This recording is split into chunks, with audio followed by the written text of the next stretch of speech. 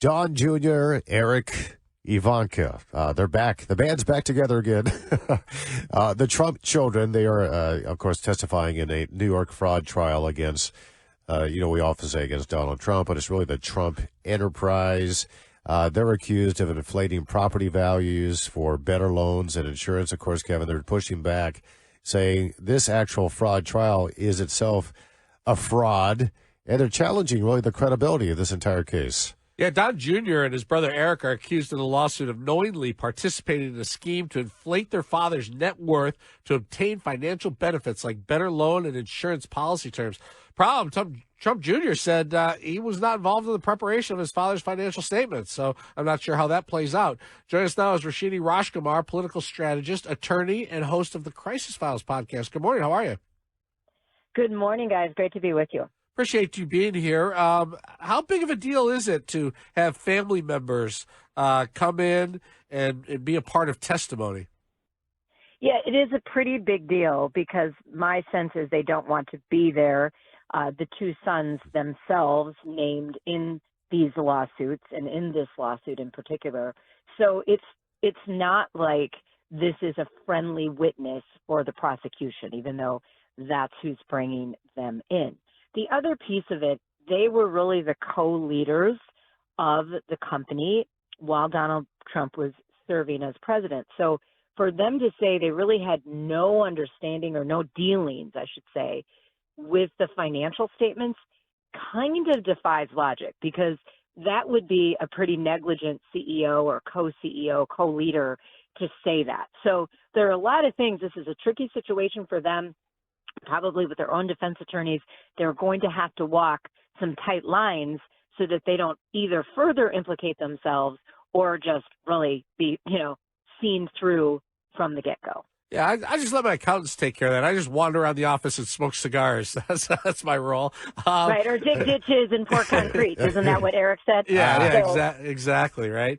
I'm curious what your perspective of this is, because a lot of people will say, look, everybody does this. This is no big deal. They're just targeting Donald Trump because everybody targets Donald Trump. When you look at this, is this different from what all business people do? Is this a bigger deal? Did he go further into the gray or cross the line compared to what business people usually do?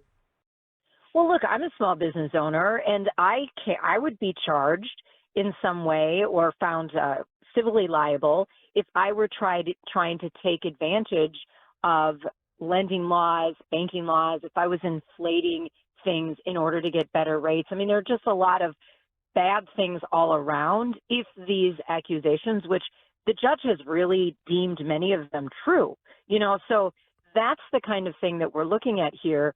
When you do that with your paperwork, when you lie openly, and again, I am not saying everything that they were accused of are necessarily true. Now, the judge has found some of these things. The judge has found Donald Trump liable on some of these items. So this is kind of more of, okay, what's the penalty phase? So no one's going to go to jail here, but what is the fine? What are the other implications? Could they get certain licenses taken away from them? Those kinds of things. But you just don't want it. If you're still trying to be a viable business person in the current climate, you don't want this on your back. You don't want a fine like this. But what we've seen is that Donald Trump just doesn't seem to care. It does really fly in the face of all the honest business people, men and women who are out there trying to run businesses, trying to get loans, being looked at by the IRS, those kinds of things. And again, I say this because there are definitely charges out there in the various trials and indictments that you two and I have talked about this last year. But this is something that's a little different because it is actual civil liability, and you really do have to prove various elements. And like I said, the judge has found Donald Trump liable for some of these items already. Now we're just looking at it's not really the sentencing phase, but what is the penalty going to be? Yeah, and so if you're a small business owner, which you are, and I have been at times throughout my life as well, if there wasn't a victim, like if there wasn't cause for this, would there ever been a charge or an investigation in the first place? And the likely answer is no, that would not have been the case. In the Trump's case, there isn't a victim. No one has ever come forward to claim these things other than the attorney general who decided to go after Donald Trump and say, hey, I'm going to find something here. So they found something, they say, but there was never a victim that came out on their own to say that I was defrauded by the Trump family or the Trump business in this way. Isn't that an issue? Well, Tom, you could look at it that way, and how you described it, I guess, does really make sense. But sometimes, and I would have to really read the original document, but sometimes you can say the state of New York is a victim, or if it's a federal case, the people of the United States are a victim because certain benefits were given to the Trump organization that it didn't deserve. So whether that's money that a certain entity could collect in taxes or other fees that then go back and benefit the people of New York. I mean, it's a little bigger of a stretch, but that is partially what could be the victim there. But you're absolutely right. The very high-profile nature of Donald Trump and his family, former president, my goodness, that does make him a bigger target for many more situations. The Trump family, they like to talk a lot. They're very outspoken individuals, but maybe in this case they don't want to talk so much in this particular trial. How might the Fifth Amendment come into play, do you think, during the testimonies?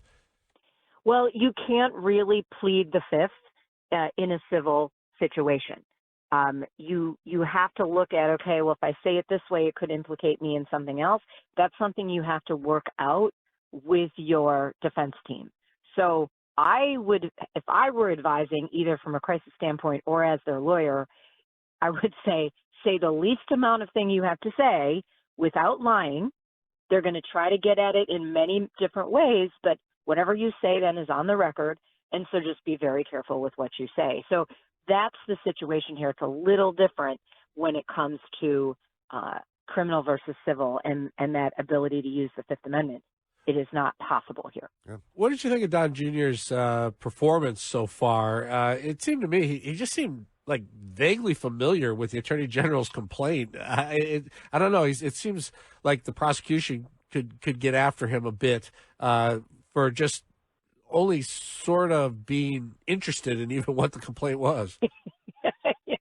Well, that in itself, Kevin, could be part of the trial strategy. I mean, I don't know because I'm not talking to them, but by seeming like, whoa, this is so far-fetched, this is so in your subtextual message. Remember, we're reading things, not just what you say and do, but what are the subtextual messages you send by what you say and do. And so, just like Don Jr. said something like, oh, I should have worn makeup when he saw the photographers in the courtroom, right? So those are the kinds of things that we, the people, might be judging, but really the finder of fact is the judge, and we'll see how the judge takes all of that in. Well, I think you give the best advice so far that we have heard. Talk, but don't talk too much, and whatever you do, don't lie when you talk. That's perfect. It's really good advice in life, Tom. It certainly is, and I'm going to take that. I'm going to run my day that way today. Roshini Rajkumar, political strategist, attorney, and, of course, host of the Crisis Files podcast. Good to talk to you again. Thanks so much. You're going to say as little as